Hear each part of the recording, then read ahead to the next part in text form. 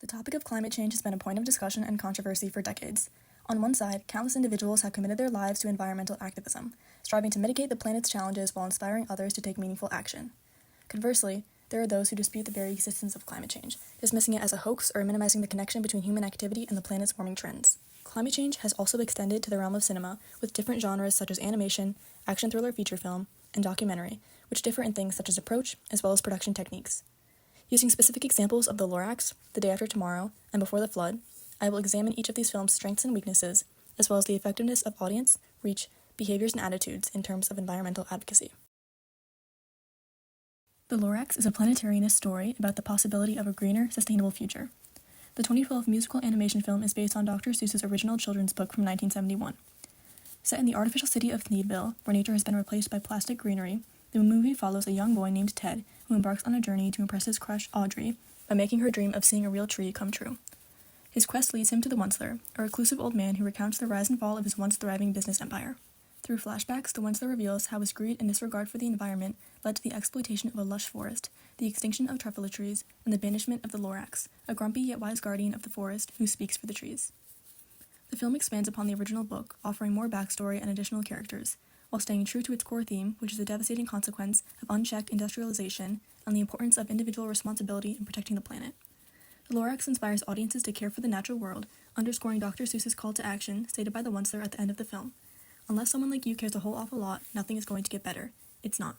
Animation is an incredibly versatile film genre that brings stories to life through visually dynamic and imaginative art forms. It goes beyond the limitations of live-action cinema, allowing creators to construct fantasy worlds and communicate complex themes in engaging, accessible ways for audiences of all ages. In terms of environmental advocacy, animation plays a crucial role by illustrating ecological issues with striking clarity and emotional resonance.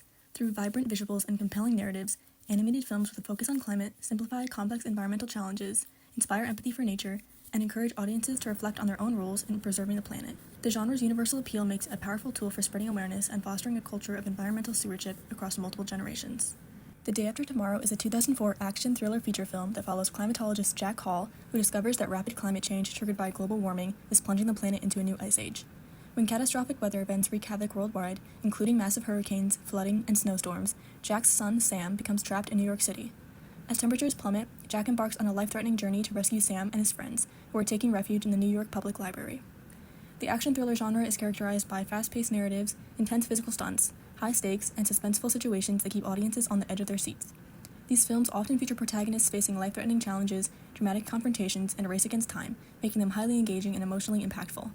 When integrated with themes of environmental advocacy, the action thriller genre becomes a powerful tool to raise awareness about ecological issues. Leonardo DiCaprio's 2016 environmental documentary Before the Flood features the actor as he embarks on a global journey to explore the devastating effects of climate change. The film captures DiCaprio's conversations with scientists, world leaders, and activists including figures like Barack Obama, Pope Francis, and Elon Musk as he investigates the root causes of global warming and its impact on ecosystems, wildlife, and vulnerable communities. The documentary highlights the urgent need for systemic change, addressing issues like deforestation, fossil fuel dependency, and corporate influence over environmental policy.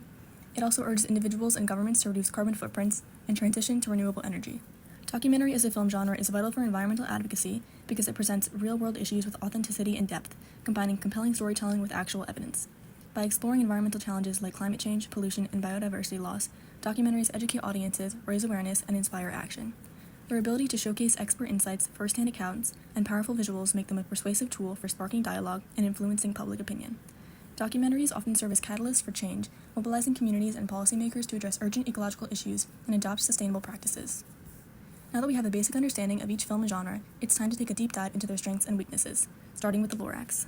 When it comes to strengths, the Lorax has many. Firstly, because it's based on an incredibly well-known and loved Dr. Seuss story, it has massive reach, and with its large appeal to young audiences, can possibly get kids interested in learning about the effects of climate change. Also, the musical elements keep kids entertained as well as help them connect with the message.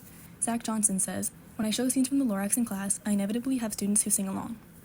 Another strength is the film's visually striking and symbolic imagery. The vibrant animation and creative depiction of the truffula trees effectively highlights the beauty of nature and the stark contrast of environmental destruction. Eva Glettner writes, "The Lorax on film delivers in such a major way with every visual detail thought out, from the gorgeous truffula trees to the clever characters to the hummingbird fish." One more strength is the film's strong emotional appeal. The Lorax's plea to speak for the trees creates an emotional connection that can leave a lasting impression on viewers, encouraging empathy for nature and its preservation. Let's move on to weaknesses. Firstly, even though the film can spark interest about climate change in younger audiences, there's always the possibility that depending on age, some kids might not be able to fully grasp the situation present in the film. Also, kids don't really have the power to enact real change, so in terms of that young audience, there's no possibility for action taken quickly. Speaking of people who have the power to enact real change, adults might not resonate as strongly with the film. Joshua L.F. Mitchell, who wrote a pretty negative review on the film, states, "The target audience, kids between 2 and 10, will love this film. I guarantee it. The auditorium I saw the movie in had not a single spare seat, and every kid in the room was laughing their heads off. I heard very few parents laugh." There's no way of knowing how many parents only went to the theater with their kids out of obligation. Another weakness is that the film simplifies the causes of environmental degradation into a single villain, the Onceler, which doesn't fully address the systemic and multifaceted nature of environmental problems like corporate interests, consumer habits, and policy failures. This can lead audiences to overlook their own roles in sustainability efforts or the broader socioeconomic factors at play. Lastly, the film's optimistic ending might allude to the audience that small symbolic actions are sufficient, potentially discouraging deeper systemic or policy-level engagement. While the Lorax succeeds in introducing young audiences to the importance of protecting the environment, its oversimplification of complex environmental issues, limited audience appeal, and potential for complacency negatively impacts its role as a serious advocacy tool. Let's move on to The Day After Tomorrow. Starting with strengths, the film was successful in sparking widespread public and media discussions about climate change, encouraging audiences to think critically about the issue and its potential implications for the future. The Day After Tomorrow successfully triggered debate and discussion in the public arena about the dangers of climate change, stated Anthony Lazaritz. Research conducted by Lazaritz indicated that, across the board, the movie appears to have had a strong influence on watchers' risk perceptions of global warming. The Day After Tomorrow was also popular with professors and scientists. Jim Fleming, a professor of science and technology with expertise in climate change, told CNN the movie was based on a short-term variation in ocean circulation that was in the news at the time. Some of my apocalyptically oriented colleagues loved it. Lastly, the film featured stunning visuals and special effects on a truly awesome scale. Even viewers who didn't like the story couldn't deny how good the film looked. When tornadoes rip apart Los Angeles, not sparing the Hollywood sign, when a wall of water roars into New York, when a Russian tanker floats on a Manhattan street, when snow buries skyscrapers, when the crew of a space station can see nothing but violent storm systems, well, you pay attention. Moving on to weaknesses. First of all, the film exaggerates and simplifies climate science for dramatic effect, such as depicting a new ice age developing within days. While being engaging, this inaccuracy can misinform audiences, leading to skepticism or misunderstandings about the real and gradual impacts of climate change. As a fictional film, it primarily targets audiences interested in the action thriller genre who are looking for entertainment rather than those looking to engage with environmental issues. Some viewers think the film is cliched and illogical, with the second half of the film full of unrealistic scientific nonsense. Also, the film focuses on spectacle rather than solution, emphasizing large-scale disasters and human survival, but failing to address the root causes of climate change or offer actionable solutions. This leaves viewers entertained but not necessarily inspired to take meaningful environmental action. While The Day After Tomorrow successfully draws attention to the urgency of climate change, its dramatic approach and lack of practical guidance diminish its effectiveness as a catalyst for real-world advocacy and policy influence. Moving on to Before the Flood. Starting off with strengths. For one, Leonardo DiCaprio is a huge star who garnered a massive amount of viewership rather quickly. Viewers also liked how he was situated as a learner rather than a teacher. DiCaprio is an actor, not a scientist or a politician, and I'm guessing, given the way his career has gone, that he hasn't undergone several years of higher education like many of the people he was interviewing. Leo is clearly highly intelligent, but you can sense in a way that is palpable and even touching that he is often at the edge of his competence, straining but still succeeding in getting to the nub of the complex information he is being presented with. Another strength is the overall look of the film. Rosen stated, "The documentary is beautifully produced, and the visual texture and cinematography is unsurprisingly impressive. There is a delicate balance between natural, human, and political symbols, a mixture of individuals, one-to-one, and groups, and a huge range of shapes, sizes, genders, and colors from across the globe. It felt truly global." Another strength is its accessibility. Distributed on major platforms and made available for free during certain periods, the documentary ensures that its message can reach a wide audience globally. And the last time I checked, it was available for free on YouTube, so as of right now, anyone can access the doc for free. Moving on to weaknesses. For one, there's an overemphasis on celebrity advocacy. The film's focus on Leonardo DiCaprio as a central figure can detract from the broader message. While his fame did impact the reach greatly, bringing in nearly 60 million viewers within the week of its release, it risks framing the film as a personal journey rather than emphasizing a global issue. Also, there's no way to tell how many people watched it because of their genuine interest for climate change and environmental advocacy. For all we know, the majority of those viewers could just be big fans of Leo's acting career. Another weakness is the inclusion of generalized solutions. The film features a call to action and discusses renewable energy and sustainable practices, but it lacks detailed practical steps for viewers to take.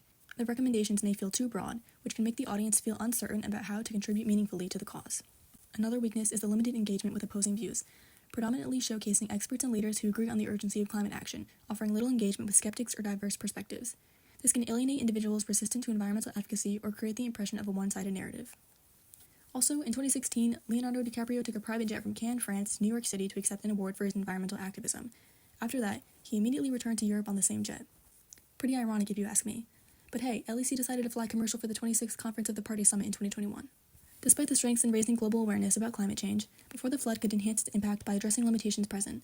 Doing things such as offering tangible solutions and engaging in diverse viewpoints, the film could succeed in inspiring a broader audience to take meaningful action.